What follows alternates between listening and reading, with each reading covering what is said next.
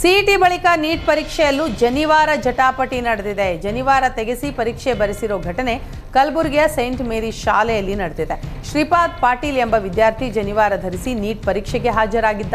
ಪರೀಕ್ಷಾ ಕೇಂದ್ರದ ಒಳಗೆ ಹೋಗುವ ಮುನ್ನ ಶ್ರೀಪಾದ್ ಧರಿಸಿದ್ದ ಜನಿವಾರ ತೆಗೆದು ಬರುವಂತೆ ಪರೀಕ್ಷಾ ಸಿಬ್ಬಂದಿ ಸೂಚಿಸಿದ್ದಾರೆ. ಸಿಬ್ಬಂದಿ ಸೂಚನೆ ಹಿನ್ನೆಲೆ ಜನಿವಾರ ತೆಗೆದು ವಿದ್ಯಾರ್ಥಿ ಶ್ರೀಪಾದ್ ಪರೀಕ್ಷೆ ಬರೆದಿದ್ದಾನೆ.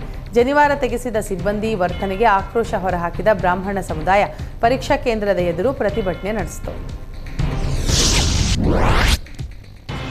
ಕೆಪಿಎಸ್ಸಿ ಪರೀಕ್ಷೆಯಲ್ಲಿನ ಸರಣಿ ಎಡವಟ್ಟುಗಳಿಂದ ಅಭ್ಯರ್ಥಿಗಳು ಬದುಕು ಈಗ ಅತಂತ್ರವಾಗಿದೆ. ಒಂದಾದ ಮೇಲೆ ಒಂದರಂತೆ ಅಭ್ಯರ್ಥಿಗಳಿಗೆ ಕೆಪಿಎಸ್ಸಿ ಶಾಕ್ ಕೊಡುತ್ತಲೇ ಇದೆ. ಕರ್ನಾಟಕ ಲೋಕಸೇವಾ ಆಯೋಗ ಮೊನ್ನೆ ರಾತ್ರೋರಾತ್ರಿ ಹಾಲ್ ಟಿಕೆಟ್ ಬಿಡುಗಡೆ ಮಾಡಿ ಅಭ್ಯರ್ಥಿಗಳ ಕೆಂಗಣಿಗೆ ಗುರಿಯಾಯಿತು. ಕ್ಯಾಟ್ನಲ್ಲಿ ಪಿಟಿಷನ್ ಹಾಕಿರುವ 350 ಅಭ್ಯರ್ಥಿಗಳ ಅರ್ಜಿ ವಿಚಾರಣೆ ನಡೆಯಲಿದೆ. ಹೀಗಾಗಿ ಪಿಟಿಷನ್ ಹಾಕಿರುವ 350 ಜನರಿಗೆ ಕೆಪಿಎಸ್ಸಿ ಹಾಲ್ ಟಿಕೆಟ್ ನೀಡಿಲ್ಲ. ಕೆಪಿಎಸ್ಸಿ ತರಾತುರಿಯಲ್ಲಿ ಪರೀಕ್ಷೆ ನಡೆಸಿದೆ ಅಂತ ವಿದ್ಯಾರ್ಥಿ ಸಂಘಟನೆ ಕಿಡಿಕಾರ್ತಾ ಇದೆ. ಬೆಳಗಾವಿಯಲ್ಲಿ ಲಿಂಗಾಯತ ನಾಯಕರು ಶಕ್ತಿ ಪ್ರದರ್ಶನ ಮಾಡಿದ್ದಾರೆ. ವಿಶ್ವಗುರು ಬಸವಣ್ಣ ಜಯಂತಿ ಹಿನ್ನೆಲೆ ಹಮ್ಮಿಕೊಂಡಿದ್ದ ಮೆರವಣಿಗೆಯಲ್ಲಿ ಪಕ್ಷಾತೀತವಾಗಿ ಲಿಂಗಾಯತ ಸಮುದಾಯದ ನಾಯಕರು ಪಾಲ್ಗೊಂಡು ಹೆಜ್ಜೆ ಹಾಕಿದ್ದಾರೆ. ಸಂಸದ ಜಗದೀಶ್ ಶೆಟ್ಟರ್, ಕೆಎಲ್ಇ ಕಾರ್ಯಾಧ್ಯಕ್ಷ ಪ್ರಭಾಕರ್ ಕೋರೆ, ಶಾಸಕರಾದ ಬಾಬಾ ಸಾಹೇಬ್ ಪಾಟೀಲ್, ಗಣೇಶ್ ಹುಕ್ಕೇರಿ, ಆಸಿಫ್ ಸೇಠ್, ಮಹಾಂತೇಶ್ ಕವಟಗಿ ಮಠ ಸೇರಿದಂತೆ ಹಲವರು ಭಾಗಿಯಾಗಿದ್ದಾರೆ. ಇದೇ ವೇಳೆ ವಿವಿಧ ಮಠಾಧೀಶರು ಮೆರವಣಿಗೆಯಲ್ಲಿ ಪಾಲ್ಗೊಂಡಿದ್ದರು. ವಿವಿಧ ಬೇಡಿಕೆ ಈಡೇರಿಕೆಗೆ ಆಗ್ರಹಿಸಿ ಮಂಡ್ಯದ ಬಿಎಂಎಸ್ ಕಟ್ಟಡ ಕಾರ್ಮಿಕ ಸಂಘ ಪತ್ರ ಚಳವಳಿಯನ್ನು ನಡೆಸಿದೆ. ಕಾರ್ಮಿಕ ಸಚಿವ ಸಂತೋಷ್ ಲಾಡ್ಗೆ ಪತ್ರ ಬರೆದು ಸಂಘದ ಬೇಡಿಕೆ ಈಡೇರಿಸುವಂತೆ ಒತ್ತಾಯಿಸಿದೆ. ಇನ್ನು ಶ್ರೀರಂಗಪಟ್ಟಣದಲ್ಲಿ ಬಿಎಂಎಸ್ ಸಂಘದ ಕಾರ್ಯಕರ್ತರು ಅಂಚೆ ಕಚೇರಿಗೆ ಮುತ್ತಿಗೆ ಹಾಕಿ ಸರ್ಕಾರದ ವಿರುದ್ಧ ಆಕ್ರೋಶ ಹೊರಹಾಕಿದ್ದಾರೆ.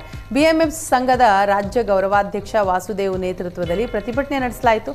ಸರ್ಕಾರ ಶೀಘ್ರದಲ್ಲೇ ಬಿಎಂಎಸ್ ಕಟ್ಟಡ ಕಾರ್ಮಿಕ ಸಂಘದ ಬೇಡಿಕೆ ಈಡೇರಿಸಬೇಕು, ಇಲ್ಲದೆ ಹೋದರೆ ರಾಜ್ಯದಾದ್ಯಂತ ಸರ್ಕಾರದ ವಿರುದ್ಧ ಉಗ್ರ ಪ್ರತಿಭಟನೆ ನಡೆಸುವುದಾಗಿ ಪ್ರತಿಭಟನಾಕಾರರು ಎಚ್ಚರಿಕೆಯನ್ನು ಕೊಟ್ಟರು.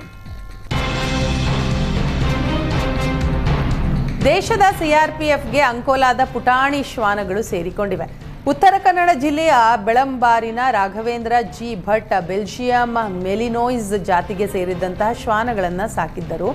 ದೇಶ ಸೇವೆಗಾಗಿ ಒಂದು ಗಂಡು ಹಾಗೂ ಒಂದು ಹೆಣ್ಣು ನಾಯಿಮರಿಯನ್ನ ಸೇನೆಗೆ ರಾಘವೇಂದ್ರ ಭಟ್ ಕೊಟ್ಟಿದ್ದಾರೆ. ತರಬೇತಿ ಪಡೆದು ಬಾಂಬ್ ಡಿಫ್ಯೂಸ್ ಹಾಗೂ ನಕ್ಸಲ್ ಕೂಂಬಿಂಗ್ ನಡೆಸಲಿದೆ.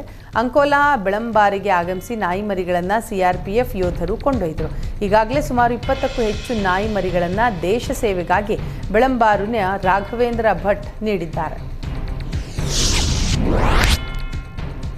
ಹುಬ್ಬಳ್ಳಿಯಲ್ಲಿ ಎಸ್ಎಸ್ಕೆ ಸಮಾಜದ ಪಂಚ ಟ್ರಸ್ಟ್ ವತಿಯಿಂದ ನಿರ್ಮಿಸಿರುವ ಶ್ರೀ ದುರ್ಗಾದೇವಿ ಕಲ್ಯಾಣ ಮಂಟಪವನ್ನು ಕೇಂದ್ರ ಸಚಿವ ಪ್ರಹ್ಲಾದ್ ಜೋಶಿ ಚಾಲನೆ ನೀಡಿದರು.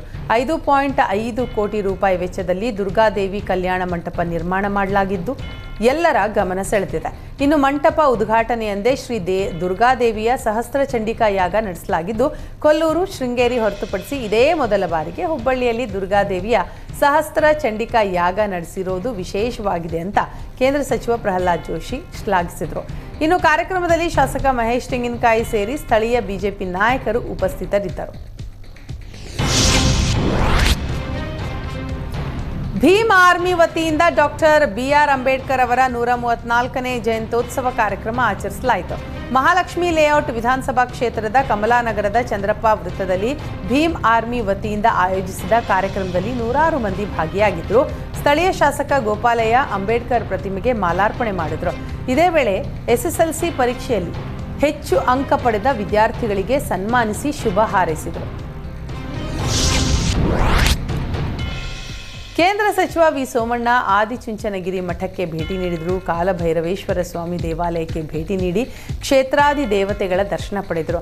ಈ ವೇಳೆ ಶ್ರೀ ಡಾಕ್ಟರ್ ಬಾಲಗಂಗಾಧರನಾಥ ಮಹಾಸ್ವಾಮೀಜಿಗಳ ಗದ್ದುಗೆ ದರ್ಶನ ಪಡೆದು ವಿಶೇಷ ಪೂಜೆ ಸಲ್ಲಿಸಿದರು. ಬಳಿಕ ಪರಮ ಪೂಜ್ಯ ನಿರ್ಮಲಾನಂದ ಮಹಾಸ್ವಾಮಿಗಳ ಆಶೀರ್ವಾದವನ್ನು ಪಡೆದರು.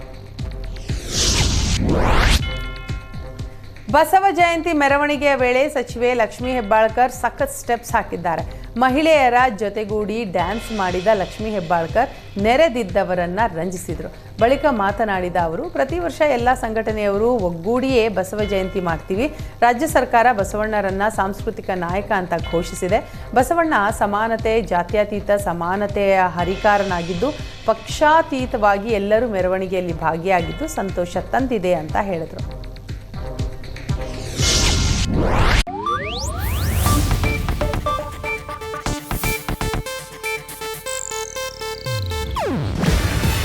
ಇದು ಏಷ್ಯಾನೆಟ್ ನ್ಯೂಸ್ ನೆಟ್ವರ್ಕ್ ಪ್ರಸ್ತುತಿ. ನೀವು ನೋಡ್ತಿದ್ದೀರಾ ಏಷ್ಯಾನೆಟ್ ಸುವರ್ಣ ನ್ಯೂಸ್.